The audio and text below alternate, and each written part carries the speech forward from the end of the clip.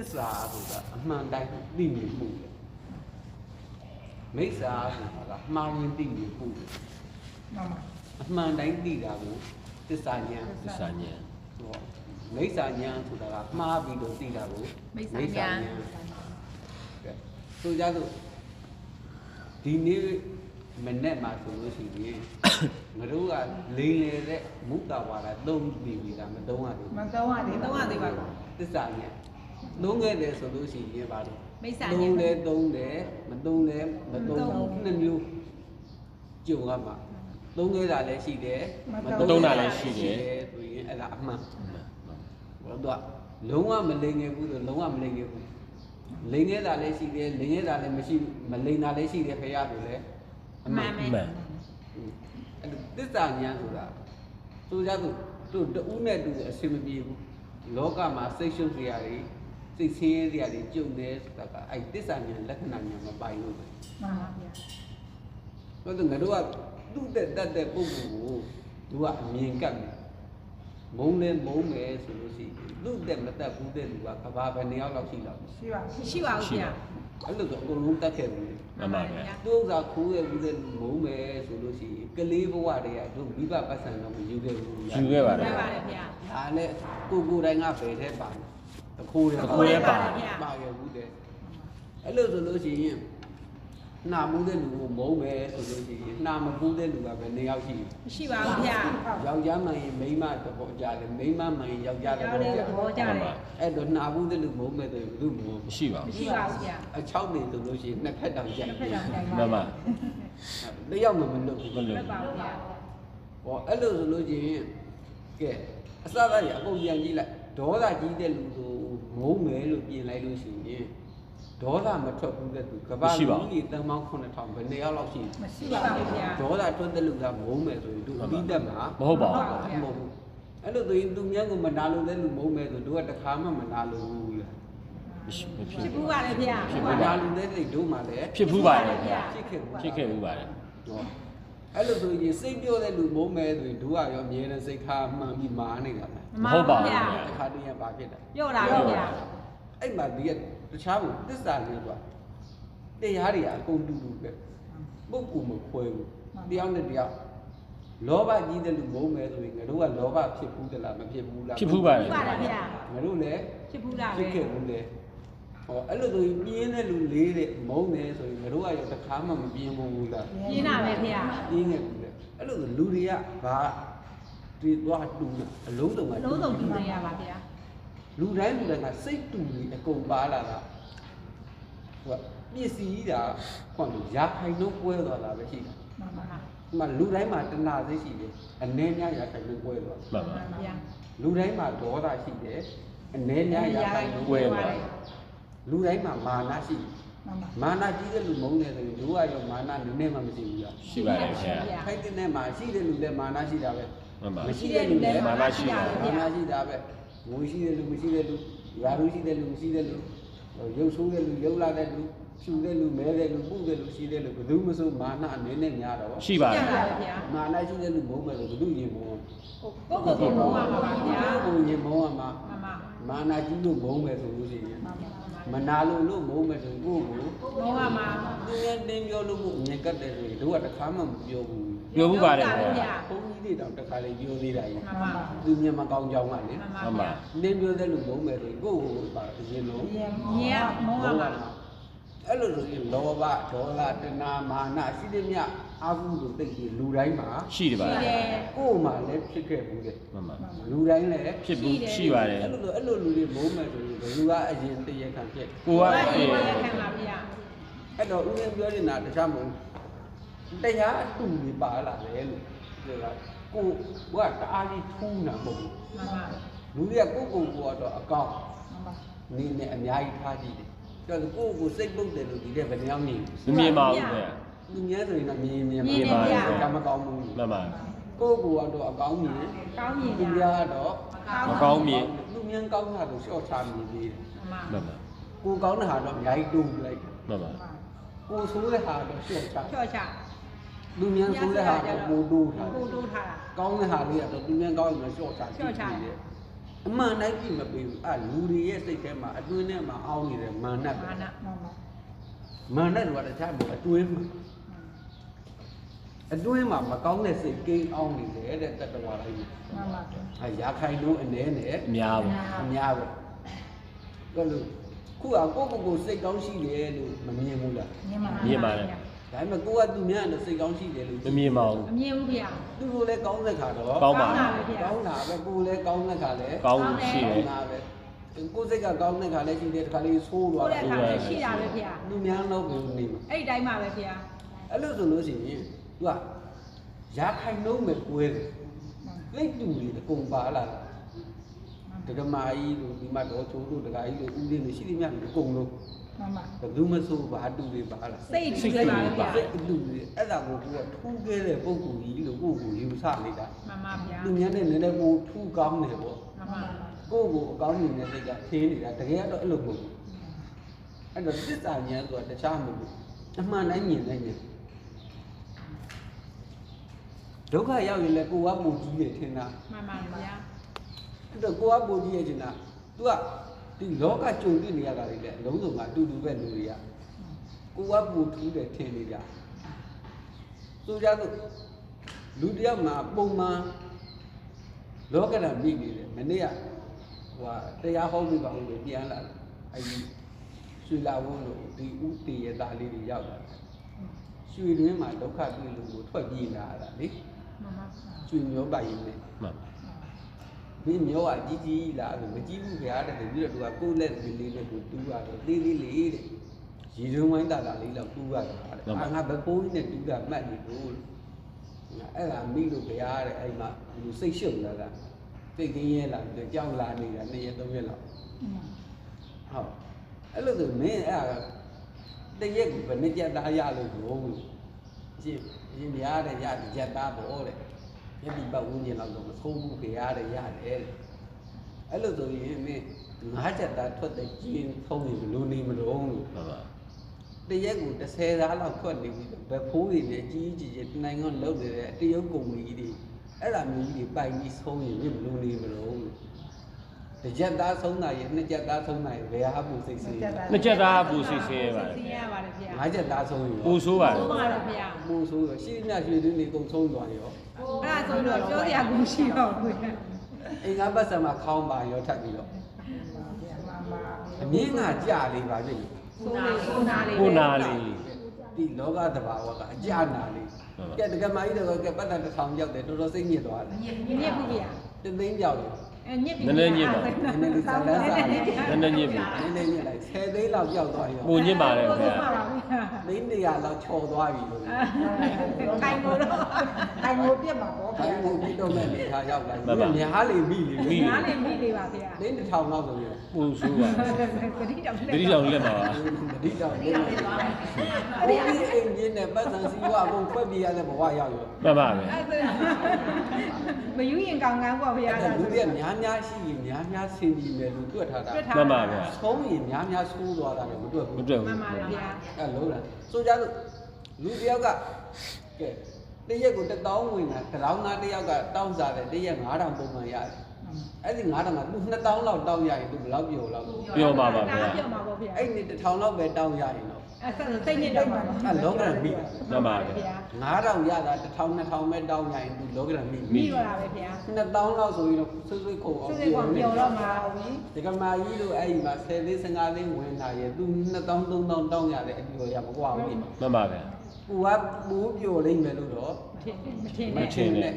ကဲမျိုးလို့ရှိရင်တောင်းစားနေတဲ့သရောင်းနာကိုပတ်စံ3သိန်းလောက်ပေးကြည့်ဘယ်လောက်ပြောတော့ပြောပါပါဗျာပြောပါပါဗျာဓမ္မကြီးတို့3သိန်းရတာနဲ့ဘယ်သူကပိုးပြောလောက်သူကပိုးပြောပါပါသူကပိုးပြောတယ်မှန်ပါလောကကြီးကပျော်ရွှင်မှုဆိုတာကသူကများရရင်များစိတ်ပြီးပျော်လာလိမ့်မယ်ထင်တာမှန်ပါတယ်ဗျာတကယ်ရောက်တော့မဟုတ်ပါဘူးဗျာအဲ့လိုသဘောမျိုးမဟုတ်ဘူးအဲ့တော့လာဘောအလာဘောဆိုတာအဲ့ဒါပြောတာပေါ့လောကရန်ဆိုတာသူကတရက်3သိန်းဝင်နေတဲ့လူက9000 8000လောက်ဆိုရင်စိတ်ကပါဖြစ်တယ်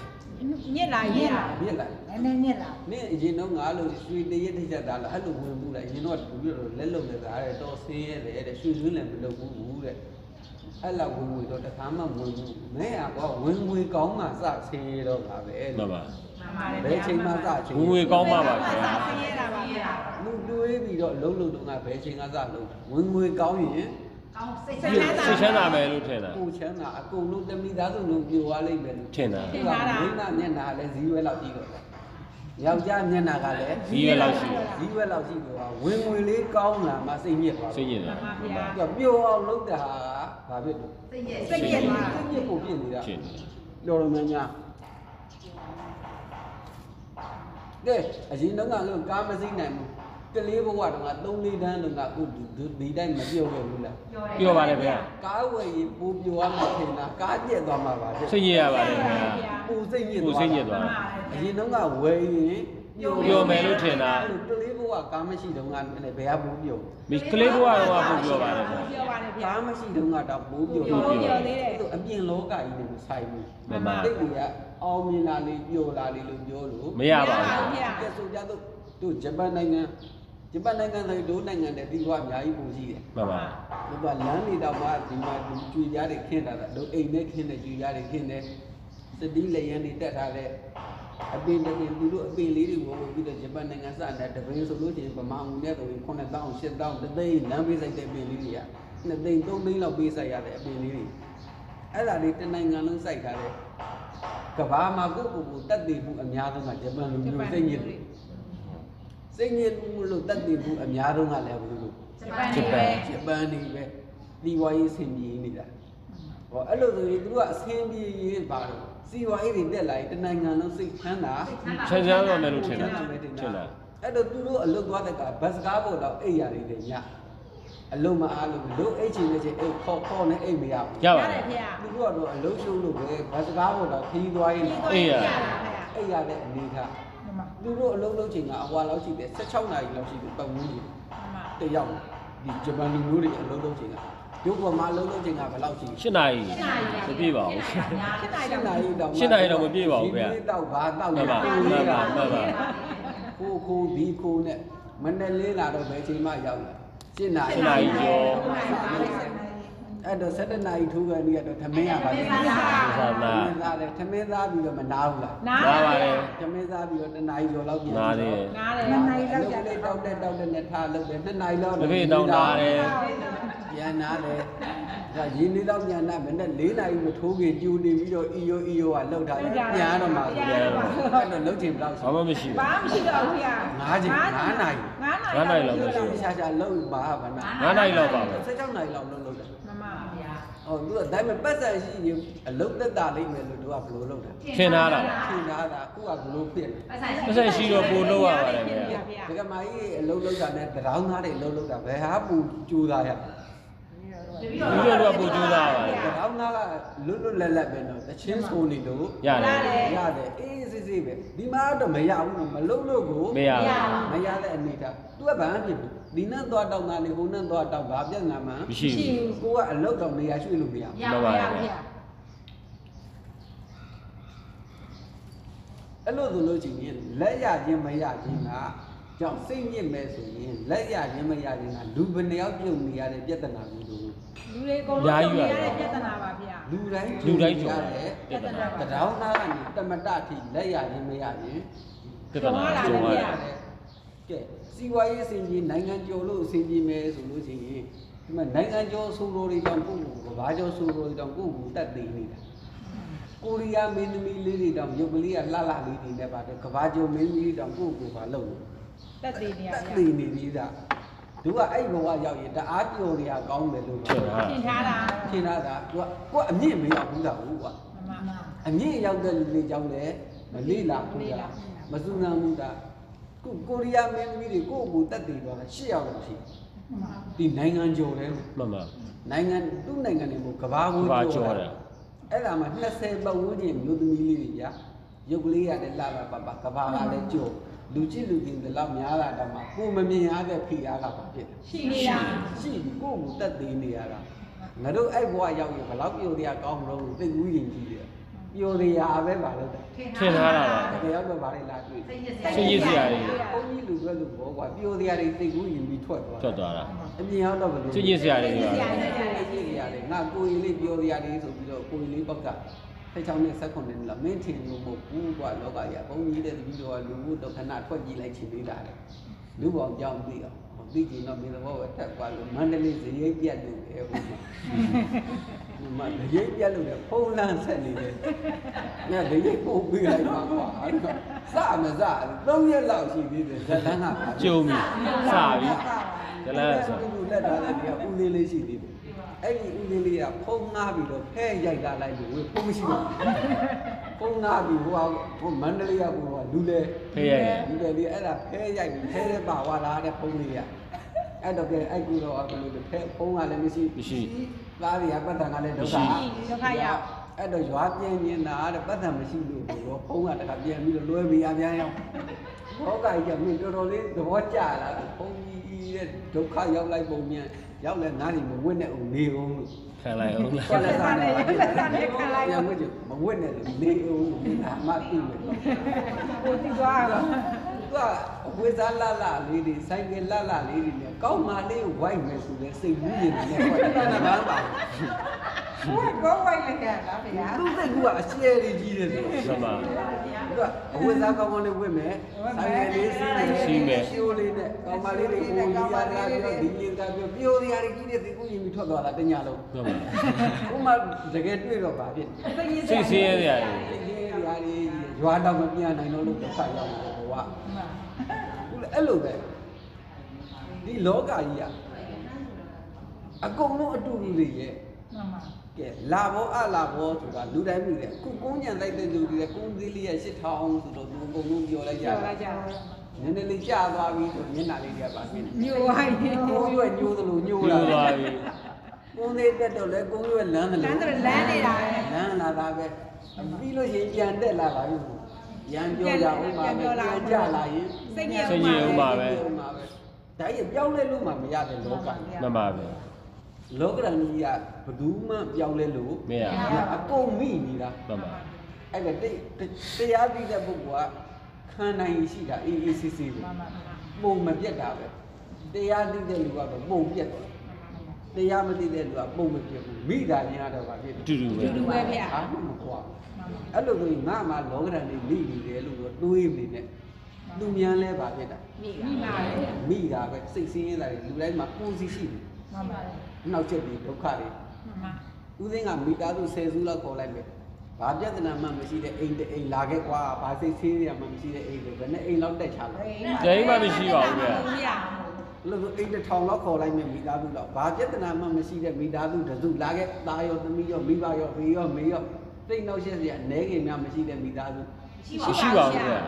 တကဘာအလုံးကအိမ်တိုင်းပါဖြစ် သူကြောင့်လည်း ရှိနေတာပဲ စိတ်ညစ်စရာ ရှိနေတာပဲ ဒီလိုကိုလူတိုင်းရှိဆိုပြီးတော့ပြောတာလူတိုင်းမှာရှိနေတယ် မှန်ပါ သိသိတဲ့အဲ့ဒါတွေကိုခံနိုင်မခံနိုင်ပဲ မှန်ပါ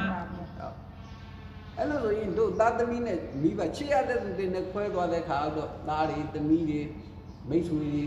တော့ချစ်ရတဲ့ပုဂ္ဂိုလ်နဲ့ခွဲလိုက်တဲ့ခါငါတို့ဝမ်းနဲ့မတော်ဘူး ဝမ်းနေပါ သွားတယ်ဗျာ ငါတို့လည်းတစ်ခါခံစားဘူးဥပင်းလည်းတစ်ခါကြုံဘူးတဲ့လူယူပါဘူးလားနားမယ်အဲ့ဒီအဆောင်မှာရှိတဲ့အမျိုးသမီးလေးပြောတော်တော်သဘောကျပြောလည်းမပြောသိတဲ့တင်သိတော့ကြလူပြိုလိုအဆက်ကကြီးတာလူပြိုပေါက်လေးသူလည်းတခုံးမှမပြောသူကပြန်တော့မျက်ရည်ဝိုင်းလာတခါမှလည်းပြောဘူးဘေးကနေဘာမဆိုင်ညာမဆိုင် အားလိုက်တယ်နော် မျက်ရည်တွေဝိုင်းနေတာတိတ်ရောက်တယ်သူကတော့ဒီတိုင်းပဲပြန်မဲ့ဘာကြောင့်ဝိုင်းနေနှုတ်သက်တာကိုကတော့အဲ့ကျိုးပြီးတော့ပဲတော့တယ်ကိုတော်ဝင်ကြီးရတယ်သိနေတာအမှန်တရားငိုတော့ငိုတော့မှမို့ပြသူကအတွေ့အကြုံကမရှိဘူးလေအဆောင်မှာပထမအဦးဆုံးဖွင့်တာဆိုတန်ဟိုးတင်ကဖြစ်နေတာအမျိုးကြီးသူကတော့မသိဘူး မသိဘူး အဲ့ဒီတော့ကျန်တဲ့ဟိုလူတွေနှုတ်ဆက်ကြပေါ့အဆောင်လူတွေပြန်တော့ဦးသိညီတွေကအိမ်ကမိသားစုကအကုန်လုံးနှုတ်ဆက်ကြတယ်နှုတ်ဆက်တော့ဦးသိနှုတ်တယ်ပြန်လဲတော့အဲ့ကိုတော်ကြီးအဲ့တိုင်ကြီးပဲတပေါက်ဘုံကြီးနဲ့ဆိုးတာတယ်ကိုကငိုတော့မှသူမသိဘူးညိနေကြတယ်အဲ့ဒါကြောင့်ခက်တီနေသိလို့လာတယ်နေတော့နားမလဲဒါလောကကြီးကြောင့် မှန်ပါဗျာ အဲ့တော့ဒီရှစ်တဲ့ပုဂ္ဂိုလ်ကိုနှင်းတဲ့ပုဂ္ဂိုလ်နဲ့ခွဲရမှာပဲအပွားဘူးတွေတောင်လူနေလို့ မရဘူးဗျာ မရဘူးကဲကိုအိမ်တော်ရှင်ကနေပြီးအပြင်ထွက်လုံးလုံးတယ်အိမ်ရှင်မကအိမ်မှာထမင်းချက်အဝတ်ကျော်အိမ်ဘာကြီးရတယ်လုံနေတယ်ဒါခွဲနေရတာ မှန်တယ်ဗျာ ဒါပေမဲ့ငါတို့ကဘယ်လိုတွေးတာ အတူတူနေရလို့ပြေးထားတာ တကယ်တော့ကဲဆိုကြသူကိုမိသားစုကိုအိမ်သားအနေနဲ့ကိုဇနီးတွေနဲ့တရက်ဘယ်နှစ်နာရီကိုမျက်စိရှိရှိ မရှိဘူးဗျာရှိတာများပါတယ်ဗျာ နဲတယ်ပွဲတဲ့ခါကဒါကိုငါတို့ကဘယ်လိုတွက်တာ အတူတူနေတယ်လို့ပဲပြေးထားတာဗျာ ပွဲတာအဲ့မှာရှိကင်တဲ့သူနဲ့ကိုယ်ရတယ်အတူနေရတယ်ဒါလူတိုင်းကြုံရတာ မှန်ပါဗျာ ဘယ်သူမဆိုအဲ့တော့လောကဒဏ်ဆိုတာကတကယ်ရှိနေတဲ့တရားတွေပဲနီလာနက္ခတ္တရာတွေညီကြီးတွေကောင်းကင်တွေရှိတယ်လောကဒဏ်တရားဆိုတာလည်းအရှိတရား ရှိတရားပါဗျာ ဒါကြီးကိုဘာနဲ့မှပြောင်းလဲလို့ မရပါဘူး ဗျာ မရဘူးအကုန်လုံးရှိနေငါတို့ကအဲ့ဒါကိုတချမ်းပဲနေဖြစ်ချင်နေတာပြဿနာကအကောင်းနေပဲ လာစေချင်တာ မသိနိုင်ဘူး မမ ကောင်းနေတဲ့ညီကြီးတစ်ခုရှိတာတစ်ခုလည်းရှိအောင်မလို့လုပ် မရဘူးဗျာ ကဲဦးသိန်းကမသိနိုင်ဘူးမအုံမနာမသေးသေးပေါ်ပြီးမယ်ဦးသိန်းကိုပါဝင်တဲ့ဆေးပစ္စည်းလေးတွေရှာပြီးယုံကြည်ရှာခဲ့ပြီးတော့လက်ရဲ့အမွေးရှာဇုံရဲ့သွေးရှာခဲ့အဲ့သုံးခုနဲ့ငါဆေးပေါ်တယ်ဒီသက်ပါလေးနဲ့ငါနဲ့တော့ ရှာလို့မရပါဘူးဗျာ ရှာလို့ မဖြစ်ပါဘူးမအုံမနာမသေးဆိုတာလည်းမဖြစ်နိုင်ဘူး ဂျုံကဂျုံမမရှိတာ လက်မွေးဘူး လိမ့်လိမ့်အမွေးအမွေး မွေး မရှိ မှမပါလာဘူးခုလည်းအဲ့လိုပဲယုံကြည်လိမ်မွေးဘယ်တော့တွေးနေရမအုံမနာမသေးသေးခေါ်ရမှာပဲလောကရန်ကို तू ကတမျိုးတည်းလို့မရဘူး မရပါဘူးဗျာ အကောင်းကြီးတဲ့ဖြစ်ချင်လို့မရဘူးမကောင်းတာကြီးတဲ့ဖြစ်ချင်လို့လည်း မရပါဘူး နှစ်ခုရှိနေတာပဲနှစ်ခုတွေ့လို့ နှစ်ခုလုံးတွေ့ပါပါ တစ်လုံးတွေ့မှာအဲ့ဒါမထူးဆန်းဘူး မှန်ပါ အဲ့လိုဆိုလို့ရှိရင်ဒီမှာရှိရတဲ့ပုဂ္ဂိုလ်နဲ့ပွေပွင်းရမယ်ဆိုတာလည်းငါတို့ကကြိုတင်ပြီးပါလို့ထားမှာသိတာ သိထားပါမယ် ရွှေတွေမလုတ်ခင်တည်းကဒီရွှေတွေအောင်မယ်မအောင်ဘူးလို့သိတယ် မသိမှန်ပါ တကယ်သိတင်တာ မမ အောင် သိ တာ ထားတ နဲ့ ယ် မအောင်တာနဲ့အဖြေနှစ်ခုကိုကြိုသိ ကြို တာ သိ သိထားပါပါ အောင်တဲ့ခါလည်းရှိမယ် မအောင်တဲ့ခါလည်း အောင်တဲ့ခါလည်းစဘာဆိုင်ကုန်းလုတ်ကြတဲ့ကဘာလို့အောင်တာမအောင်တာကြိုတင် ကြိုသိထားလက်ခံထားပါ ဖုံးဝယ်လိုက်ကြတဲ့ကဖုံးပြက်မှနဲ့ကောင်းမှာကိုကြိုပြီးတော့ သိထား နှစ်ခုကိုကြိုတင်ပြီးပါလို့ခါ သိထား သိထား ငါတို့ကတစ်ခုလေးပဲလက်ခံလောကကြီးကိုလုတ်လိုက်တဲ့အခါမထင်မှတ်တဲ့ဒီအရှိတရားမကောင်းလောကငါရောက်လာတဲ့အခါငါတို့စိတ်ချင်းချင်းအများကြီး ကြုံရတာပါဗျာ ဘုသူပဲကြုံရလိုက် မမ ကဲသားတွေသမီးတွေရှိတယ်သားသမီးနဲ့နေရတာလူတယောက်ကရက်9000ကျော်ရဲဘာမှနေရတာမဟုတ်ဘူးကိုယ့်ဘက်တရားတော့ရက်9000ကျော်လောက်နေရတယ်ဒါတော့မြင်းမြင်နေရတာမဟုတ်ဘူးတစ်နှစ်ကို360 10နှစ်ဆို3000နဲ့600နှစ်20ဆိုရင်9000အဲ့တော့အသက်20ပတ်ဝန်းကျင်ကြော်လောက်ဆိုရင်သူတို့ကယောက်ျားယူ မိမယူ မိန်းမယူအဲ့လိုဆိုရင်သားသမီးကကိုယ်နဲ့နေရတာရက်ဘယ်လောက် 90 9000ပို့တိုးလိုက်အသက်စိတ်ကြီး8000ဂိတ်ကုန်ပဲအဲ့ဒါဆိုတက်သိ30ပတ်ဝန်းကျင်ရောက် ကြောက်သွားပြီ အဲ့လိုဆိုနှစ်8000နေရမှာရက်ပေါင်း8000 ရက်ပေါင်း8000 နေရမှာ နေရမှာအကြာကြီးလား ကြာပါဗျာ အဲ့ဒါကဘယ်လိုတွေးတာ ကြာပြီပြေးထားတာ တက်လုံးနေရလေး တက်လုံးနေရလိမ့်မယ် ပြေးထားတာ အဲ့တော့သူအိမ်တော်ကြသွားတဲ့ခါတော့မြိတ်ဒီတန်တန်နဲ့ဖြစ်ပါလေဦးမယ်ဗျာဘာမသိညာမသိနေ မှန်ပါ ပါလေဗျာ ဦးသိန်းဖြစ်တယ်လို့ဖြစ်လိမ့်မယ် မှန်ပါ ဘာမသိညာရင်အဲ့ဒီဝိုင်းလာလို့အားနေတာလို့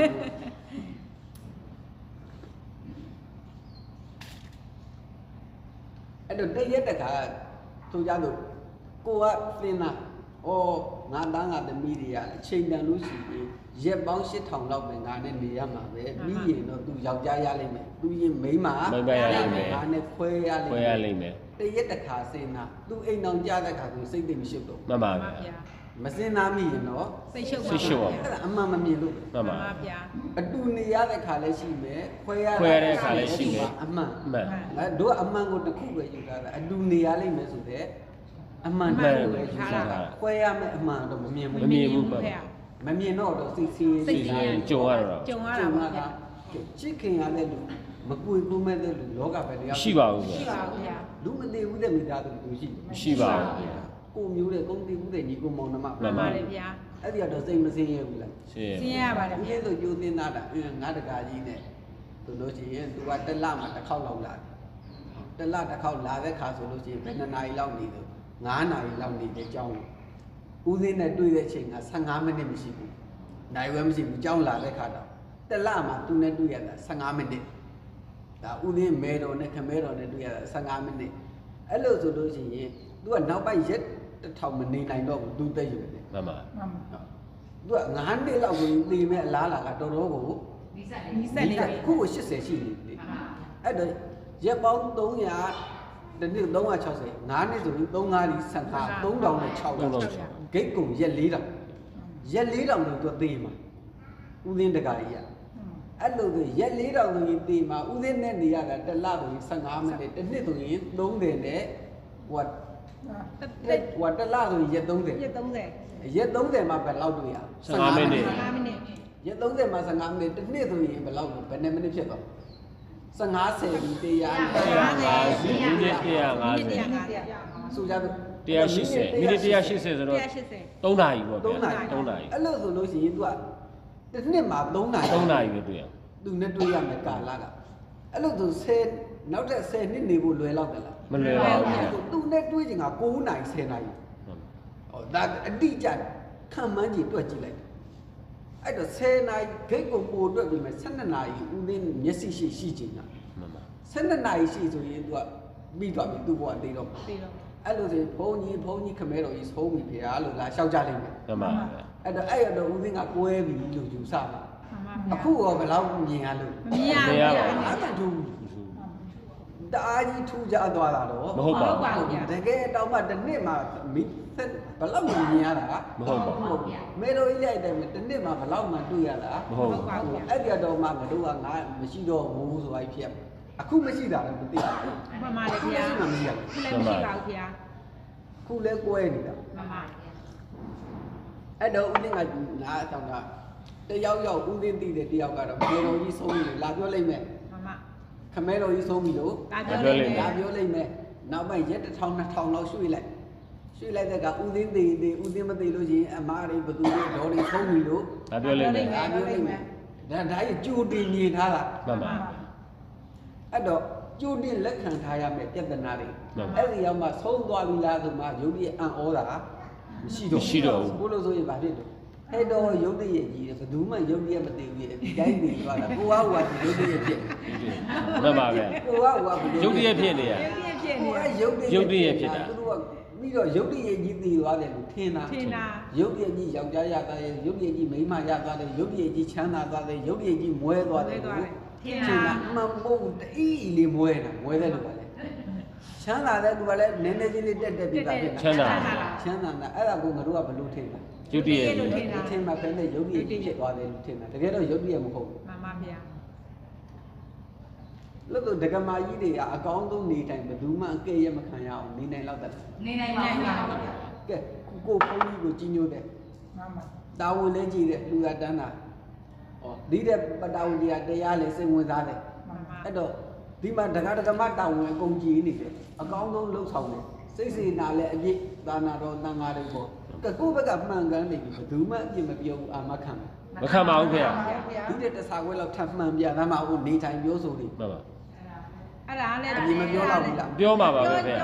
ပြောတော့ အခု ပါ ကတည်းကတစားလူအပြည့်မပြောတော့ဘူးလား ပြောနိုင်ပါပဲဗျာ တစားထက်လူရောမပြော ပြောနိုင်ပါတယ် ပြော ခင် နိုင် ဗျာ ပါလေဗျာ ငါးစားထက်လူဘယ်သူမှအပြည့်မပြောဘူးလား ပြောမှာပါခင်ဗျာ ဆယ်စားထက်လူအပြည့်မပြောတော့ဘူးလား ပြောမှာပါဗျာ ပုံဆိုးလာလေ မှန်ပါဗျာ အမြင့်ကကြာပြီပါဖြစ်တော့ ဘုနာပါလေ ဘုနာလာပြီတဲ့ကဲတရားစိတ်မဝင်စားလို့ဒီတော့လည်းမဟုတ်ဘူးစိတ်ဝင်စားတော့ရောပြောမခံတော့ဘူးလား ပြောခံပါပါခင်ဗျာ တရားစိတ်ဝင်စားလဲ ပြောခံ ပြောခံမှာအဲ့လိုဆိုရင်ငါတို့ကနေထိုင်ကောင်းတော့ရောပြောမခံတော့ဘူးလား ပြောခံရတာပဲဗျာ ပြောခံမှာပဲချီးမွမ်းခြင်းကဲ့ကိုချီးမွမ်းဘာနဲ့ရှောက် အများကြီးရှိနေတော့ဗျာ ရှိတရားတွေလက်ခံတာဘလောက်ကောင်းကောင်းပါလုပ်နေရမှာ လက်ခံပါပါ ပြောခံနေရမှာပဲတို့တန်ဃာတွေဘဘလောက်သိတတ်ဘုန်းကြီးကိုသိတတ်တော့ကြငါကဒီလောက်သိတတ်နေတာဘုန်းကြီးကဟိုပဲအပြစ်ဘေးကပြောပြန်ပြီးနဲ့လာပြောခံမှာပဲ မှန်ပါ ဒါကြီးကလက်ကိုပါလောက်တာ လက်ခံတာဗျာ ဘုန်းကြီးကိုယ်တိုင်တောင်ပြောခံရနေတာဒကမာကြီးတွေပြောခံရတာဆန်းတာပေါ့ မဆမ်းပါဘူးဗျာ ခါမှာပဲငါတို့တောင်ပါလောက်ခံနေတာ ပြောခံရသေးတာ အပြောခံရနေတာဖရာတောင်ပြောခံရကွာငါတို့ထားလိုက် မှန်ပါလေဗျာ ဖရာမိမသိဝင်သားသလား ဝင်သားဦးဗျာ သိနေရောကြံတာရှိသလား ရှိပါဘူးဗျာ မောထဲမှာလည်းပြည့်ပြည့်ရှိဝစီမှာလည်း မရှိပါဘူးဗျာ ကာရလည်းအဝေးကြီး ဝေးကြီးပါဗျာ စိတ်ကိုယ်ရရက်မှာတဲ့မကောင်းတဲ့စိတ်ယူမြမရှိတော့ဘူးရက်သွားဖရာတဲ့ မှန်ပါလေဗျာ စိတ်ကိုယ်ရရက်တော့ဘယ်လောက်မရှိ မြူ ဘူး များမရှိပါဘူးဗျာ ဝစီကံရဲ့ရှိမှဉာဏ်ရှိကျဲတဲ့တတိရှိတယ်ဝရိယရှိတယ် ကာယကံရဲ့ရှိမှာတတိရှိတယ် ဝိရိယရှိ မတို့ကပြောမှားပြီဆိုမှပါပြီလို့တတိယ တတိယရတာ ခရားကမပြောခင်တည်းက တတိရှိတယ် တတိရှိတယ်တဲ့စိတ်မကြံခင်တည်းက တတိရှိတယ် တို့ကကြံပြီးပြီဆိုမှတတိလေးရပါဖြစ် ရတာ ရတာမကောင်းတဲ့ပုံဒီလောက်တော့တဲ့ခရားစိတ်ကိုယ်ရတော့ယူမြမကျူးလို့ဘူးတဲ့အဲ့ဒါ45နှစ်တိတိအဲ့လောက်နေနိုင်တာဒါတောင်မှဒိဋ္ဌိမနတ်ကသူ့ယောက်ျားသူနဲ့ဗိုက်ကြီးတယ်လားလို့ပြီး မှန်ပါတယ်ဗျာ ဖြစ်နိုင်သလား ဖြစ်နိုင်ပါဘူးဗျာ ဒါတော့ယုံတဲ့လူက ယုံသေးတယ် ယုံလုံးရှိသေးတာအဲ့ဒါကဲအဲ့လိုဆိုရင်တို့ကဘယ်လောက်ကောင်းနိုင်မှာမို့အပြစ်မပြောခံအောင်နေနိုင်မှာတော့ မနေနိုင်ပါဘူးဗျာ အဲ့ဒါကပြပေါ့အောင် မနေနိုင်ပါဘူး ရှင်မောက်ကလည်းအပြစ်ပြောခံတာပဲ မှန်ပါတယ်ဗျာ နေရဲကိုတကိုးနဲ့ပြလာလူမယုံတဲ့ပုဂ္ဂိုလ်မိစ္ဆာဒိဋ္ဌိတွေသူကတကိုးကြီးတယ်နေရဲကိုထုတ်ချင်းပေါက်မြင်အောင်ကမြင်လားငရဲခံတာအဲ့ဒါဘာလို့ခံရတဲ့လူတွေဟောသူကအဲ့ဒီမှာရှင်မောက်ကလန်တို့ငရဲလူတွေကသူကကံကောင်းတာဖရာတို့မရဲသူအဲ့လိုရောက်တော့သူအဲ့လိုပုဂ္ဂိုလ်တွေရောက်ပြီးသူကခဏတက်တာရှင်မောက်ကလန်တို့ဘာလို့ရောက်သွားခံရတဲ့အချိန်ခဏရက်ပေးရသူတို့ရောက်တဲ့အချိန်မြင်သလားပေါ့သူတို့ဘာလို့လို့အဲ့လိုခံနေရတာပေါ့လူတွေကကြောက်ပြီးတော့အဲ့ဒီမှာ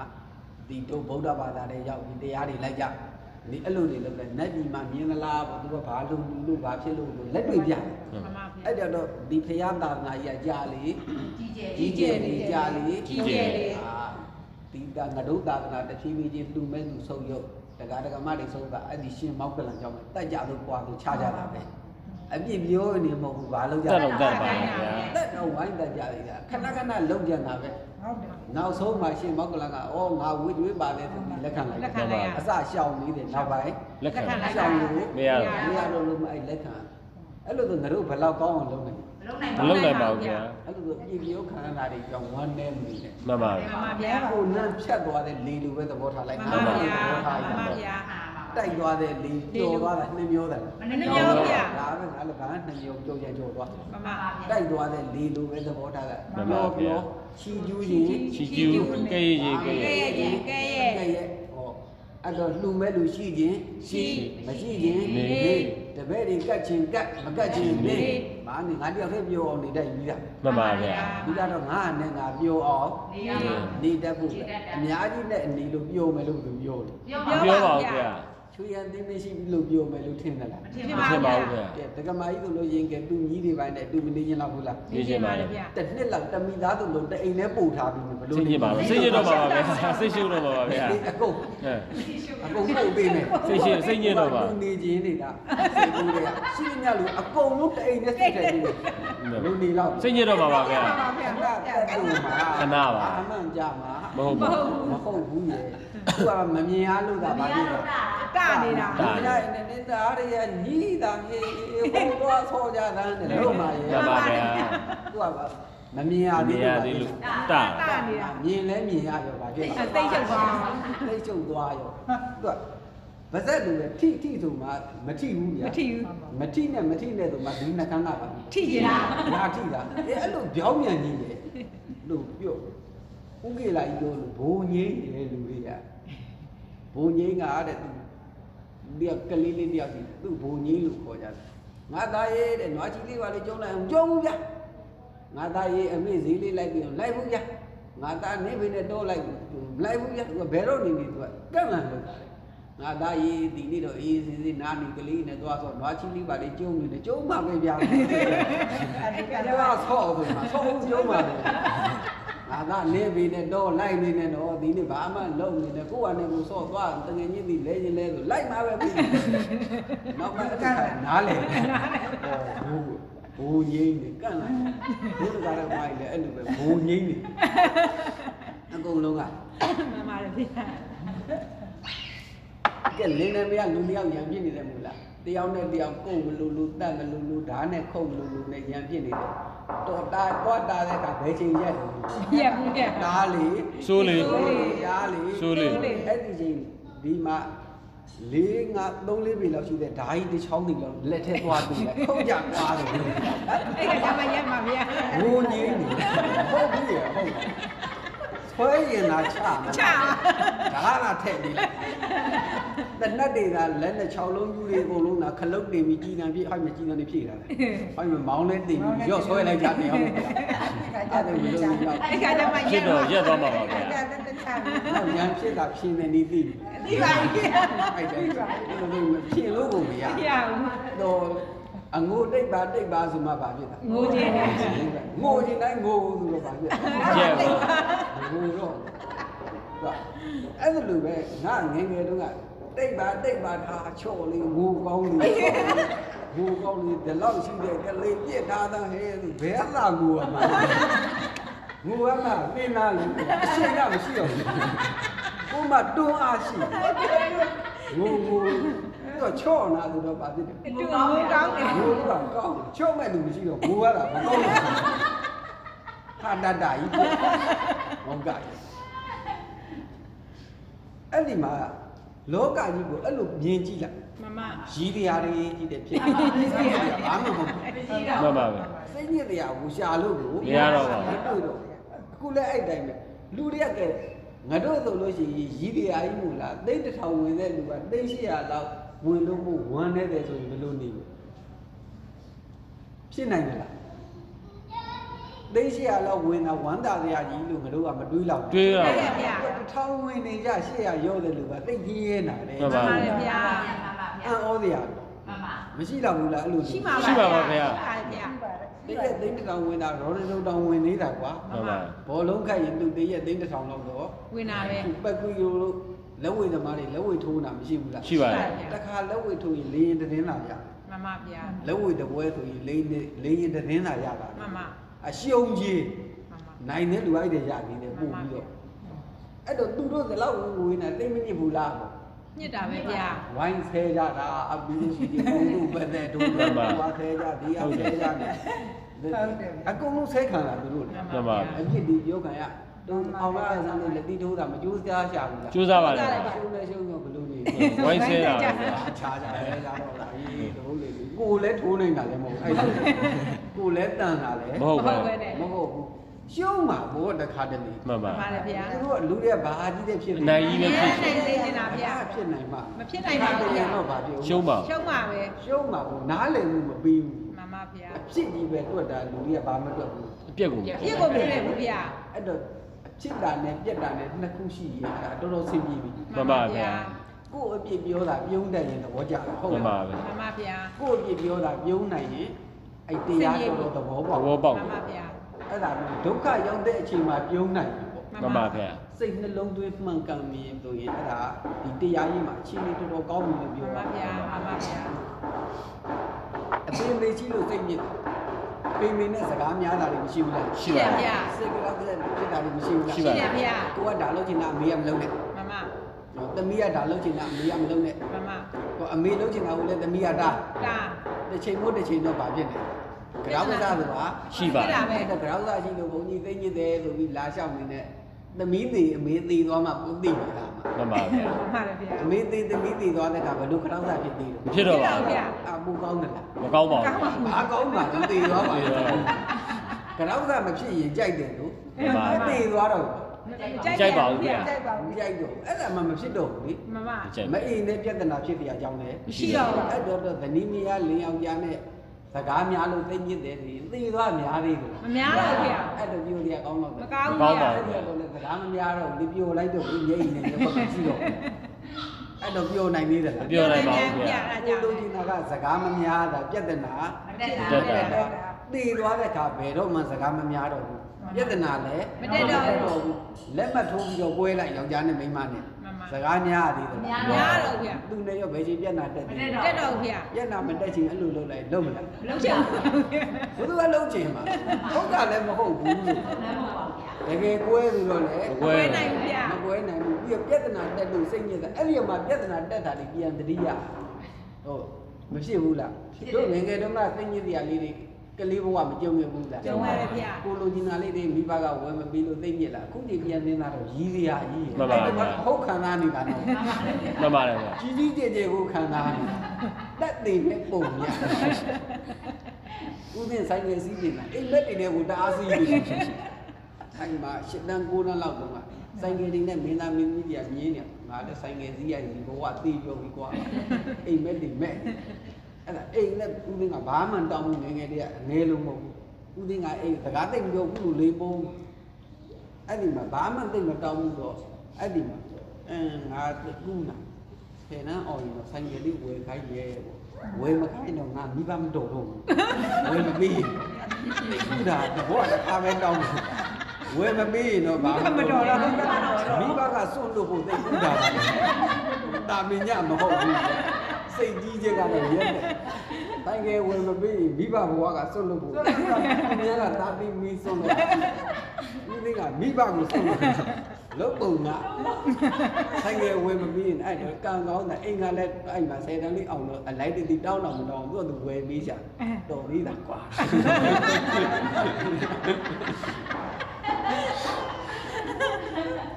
အဲ့တော့ကစိတ်ကအကြီးကြီးတော့အခုတော့ဘာဖြစ်လဲရီးသေးရဖြစ်နေတယ် တို့ငယ်ငယ်တုန်းကလည်းကဲကိုကြိုက်တဲ့အမျိုးသားအမျိုးသမီးလေးတွေမရှိဘူးလားရှိတယ်ဗျာအဲ့တော့ဟုတ်တယ်ခံစားလို့သူပြန်တွေးကြည့်တော့ဘာဟုတ်ကြီးရဖြစ်နေတယ် ဘာအမှန်တူခံတာလည်းမဟုတ်အရေးကြီးခွင့်ကြီးအဲ့တုန်းကတငယ်ချင်းတယောက်ကလာပြောင်းကြရင်ငါတို့ तू ကအဟုတ်ကြီးလူပြောတာတကယ်ဟုတ်တယ်လား မဟုတ်ပါ ဟုတ် ဘူး ဗျာ မဟုတ်ဘူးရဲ့အဲ့လိုလို့ဒီဒုက္ခလေးကိုအေးအေးလက်ခံလိုက်မဝေးတော့အတိတ်ကာလတစ်ခုမှရည်စရာလာဖြစ်လာတယ် မှန်ပါ မှန်ပါဗျာ ခုပြည့်စုံပံမှုဘာဖြစ်လဲ ကြီးကျယ်တာ နောက်ထပ်တစ်နှစ်နှစ်နှစ်လောက်ပြောင်းပြီးတော့ဒါကိုပြန်စဉ်းစား ကြီးစရာဖြစ်နေ ကြီးစရာဖြစ်သွားပြီဗျာ ရည်စရာပဲတို့အရင်တုန်းကတွေ့ကြုံတဲ့ဒုက္ခတွေသိသိရင်းတာတွေအများကြီးမရှိ ရှိပါတယ် ရှိ ဗျာ တယ်ဗျာ ဘူးအခုပြန်စဉ်းစားကြည့်လိုက်တော့အဲ့လောက်ကြီးကျယ်တယ် မကြီးကျယ်ပါဘူး မကြီးကျယ်ဘူးအဲ့တုန်းကတော့ဘယ်လိုနေ ကြီးကျယ် ကြီးကျယ်ခဲ့တယ်ဗျာ ကိုကြီးကျယ်အခုပြန်စဉ်းစားတော့မကြီးကျယ် ကြီးကျယ်တော့ဗျာ အဲ့တော့ရှိတဲ့ဒုက္ခကိုကြီးကြီးဆိုပြီးခံစားနေနဲ့ မှန်ပါဗျာ နှစ်ကလေးသာတိတ်ကူးရင်ပြီးကြော်သွားလိုက်အဲ့ဒီကဒီချိန်ပြန်စဉ်းစားကြည့်တော့ ကြီးစရာဖြစ် ဘာမှမဟုတ်တော့ဘူးဗျာ ဒီကိစ္စကဘာမှကြီးကျယ်တဲ့ကိစ္စ ဟုတ်တော့ ဟုတ်တော့ပါဘူးဗျာ ဟုတ်တော့အဲ့ဒီမှာဒီလောကရန်၈ပါးဆိုတာအဲ့လိုတည့်ရည်လေးလက်ခံပြီးတော့အตาလေးဖြတ်ကျော်တယ် မှန်ပါဗျာ လက်ရတာမရတာချွေရန်တင်မရှိတာမရှိတာဆင်းရဲဒုက္ခရောက်တာ မရောက်တာ အကုန်လုံးအဲ့တိုင်းသဘောထားလိုက် မှန်ပါဗျာ ဒုက္ခတွေရောဒုက္ခတွေရောအကုန်လုံးဘာမှထူးထမ်းတာ မဟုတ်ပါဘူး ဗျာ ကဲအဲ့ဒီမှာဥပဒေကျမ်းမာရေးစပေါက်တော့က မှန်ပါ ရုပ်ရတော်တော်စိတ်ရှုပ်သွားတယ် မှန်ပါဗျာ ဒီတရားသာလိုက်တာတော်တော်စိတ်ရှုပ်သွားဒီ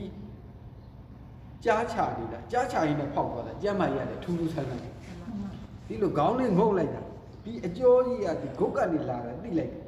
ဒီလိုကွီးဆိုပြီးတော့အဲ့မှာခေါင်းကြီးဖြစ်သွားတယ်ဒီနားထဲကအတန်ကြားလို့အတန်ကြားတော့ဟာမျက်လုံးရုပ်ရပြတော့ဘာမှမမြင်လိုက်တော့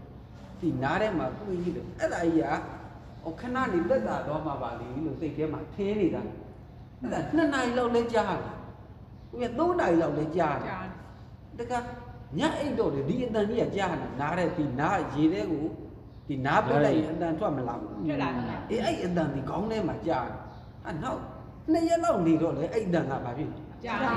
ကြားစိတ်နောက်ချက်တော့ဖြစ်အဲ့ဒီမှာဘလို့နေလို့နေရမှာ သိပြီ မသိဘူးအဲ့မှာစိတ်မှာခိုးလို့ခုလို့လာရတယ်အဲ့ဒီကတော့အဲ့အတန်မကြားချင်ဒီနားကဆိုတော့နားကြီးကိုဒီတိုင်းပို့နေတာအချိန်ကြီး24နာရီဒီနားကြီးကိုဒီလိုလုံးနေတာဒီအတန်မကြားအောင်လို့ လောက်ပါ ဒီနားရဲကအတန်ကြောက်အဲ့ဒီကြားတဲ့တရားကကြည့်နေရသေးရဲ့ မမ ဒီမှာအဲ့ဒါနဲ့သူလည်းဘလို့မှအသားကြအောင်မနေတတ်ဘူးဒီယောဂနဲ့ မမ အဲ့ဒါဦးသိန်းဘယ်လောက်မှလဲ4 နှစ်ကျော်မှအသားကြတယ်အဲ့ဒီယောဂနဲ့ခုလည်းကြားတာဒါ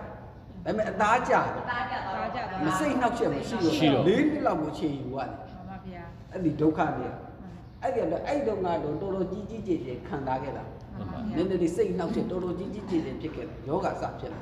အခုတော့ဘာမှမထူးဘူးဖြစ် မမဗျာ ဘာလို့အသားကြ တာကြပါ အဲ့တုန်းကစိတ်နှောက်ချက်ဖြစ်တာအခုချိန်ကတော့ရည်တရားဖြစ်သွားတာအခုတရားနဲ့ရ မမဗျာ အခုတရားမျက်စိနဲ့ရတော့ဘာဖြစ်လဲ ကြီးစရာဖြစ်သွားတာ ရည်တရားကြီးကျယ်လို့ကွာဆေးရုံပေါ်မှာပုတ်လိုက်ဖြစ်တဲ့လူသွားတွေ့တာ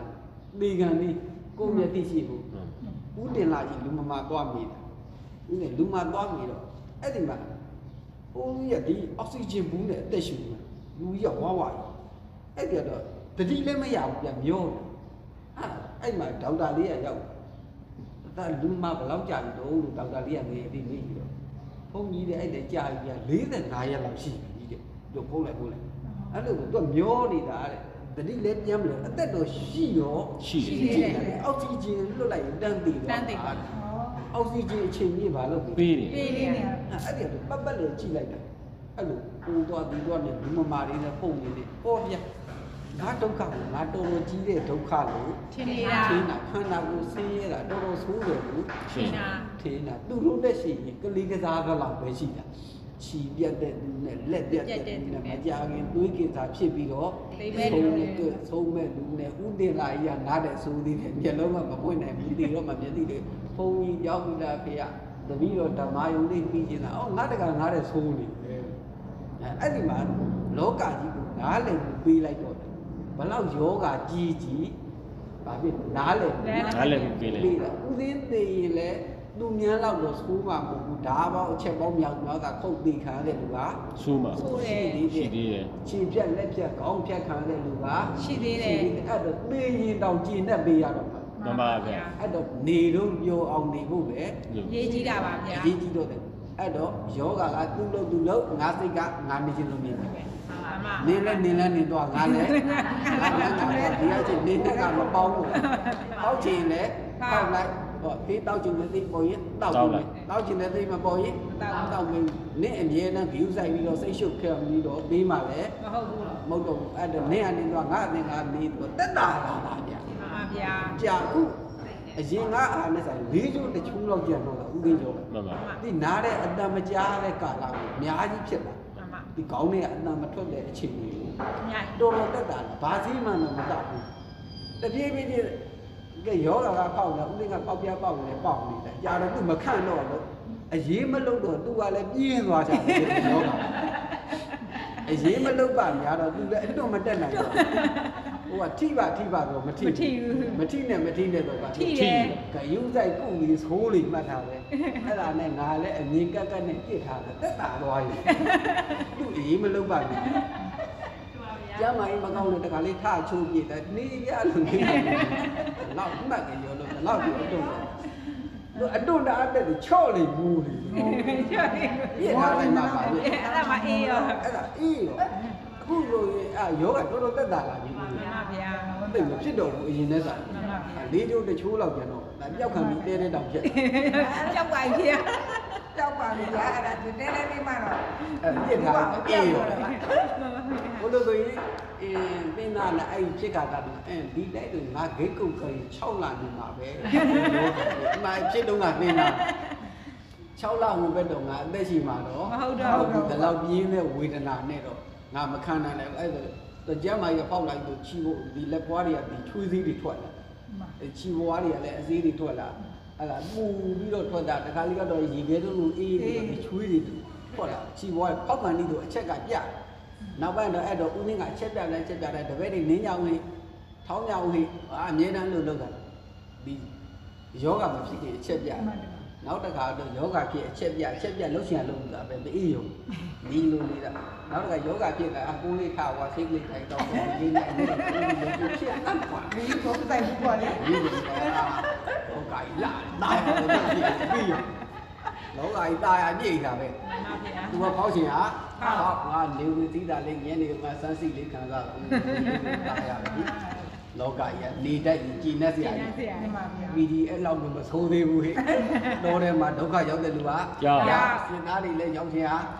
အခုဝက်ပေါက်မနေဘူးလားအဲ့ရွက်နဲ့စားရအမလေးငါဝက်သားချက်စားတာပြီးရဖြစ်သမ်းမှာကွာဘလောက်ကောင်းတဲ့ဒကာဒကမတွေ ရှိနေတာ တပည့်တွေတချို့နေသည်ထိတောင်မှကိုလိုအဆင်ပြေပြေ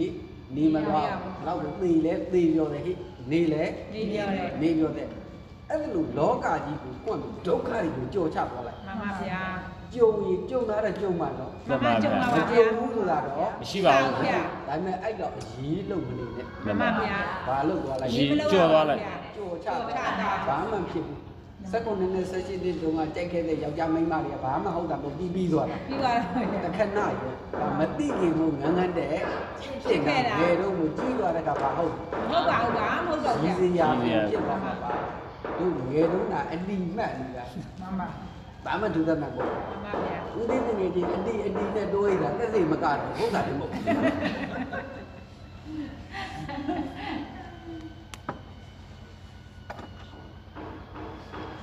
အဲ့တော့ဦးသိန်းသိသိကျင်လာတခုတခြားပဲဒုက္ခတွေ့လာတဲ့ကပထမဦးလို့ဗျောင်းမြန်ပြက် မ ဘာလို့ ရောင်းပြန်မှာ ပြောင်းပြန်အနေထိုင်ပြောဆိုပုံမပြက်စီနဲ့ မှန်ပါဗျာ ပုံမပြက်တယ်ဆိုတာကဲဒုက္ခတွေ့လို့ဆိုပြီးမစားနိုင်ဘူးဆိုတဲ့ဒီမသွားနဲ့ သွားနေ ဒုက္ခတွေ့လိုက်လို့မို့ရန်ပြစ်စကားများရဲ့ဒီမသွားနဲ့ဒုက္ခတွေ့ရင်လူကဒုက္ခလမ်းကြောင်းလိုက်တာစိတ်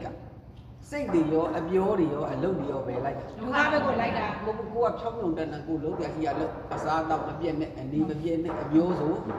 နဲ့အလုပ်ကိုက်မပြည့်နဲ့သူ့ပါသူကြော်သွားလိမ့် မှန်ပါဗျာ ဖြစ်ပြည့်ရဲ့ပြီးရင်ပြည့်သွား ပြက်သွားတာဗျာ ဘာမှကြာတာ မဟုတ်ပါဘူး အဲ့တော့ကိုလမ်းကြောင်းကိုလာပါပြီဖြောင်းဖြုံကြောက်ဘို့လို့ဆိုရင်ဒီမှာတခဏလေးကြုံရတဲ့ဒုက္ခကိုကြီးဆိုခံစားနေ မှန်ပါ အဲ့လိုခံစားနေကြိုလာသွားလိုက် မှန်ပါဗျာ အဲ့ဒါတရားနဲ့တတ်တာပဲ မှန်ပါဗျာ အဲ့ဒုက္ခကိုမသိလိုက်မသိဖာတာထားတာကဘာနဲ့တတ် တရားနဲ့ အဲ့ဒါကိုကြိုသင်္ခါရုပ္ပခဉာဏ်ပေါ့ယဟန္တာတူစัตถิဥပ္ပခ6ပါးလားအဲ့လိုသိနေနေတာတဲ့စัตถิဥပ္ပခကိုခေါ်တယ်အဲ့ဒီကုသင်ဟောတာ မှန်ပါဗျာ အဲ့ဒီဥပ္ပခနဲ့တွား မှန်ပါဗျာ ကြည့်ရပြ ဒီမှာ